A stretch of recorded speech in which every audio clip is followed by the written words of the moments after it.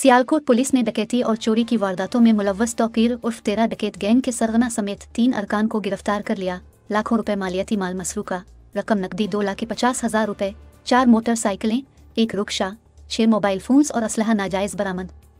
तफसीलात के मुताबिक सियालकोट पुलिस ने जराइम पेशा अनासिर के खिलाफ क्रिक डाउन जारी कर रखा है। इस सिलसिले में थाना कोटली लोहारा ने कार्रवाई करते हुए डकैती और चोरी की 20 से जायद वारदातों में मुलव्वस तौकीर उर्फ तेरा डकैत गैंग के सरगना समेत 3 अफराद को गिरफ्तार कर लिया है।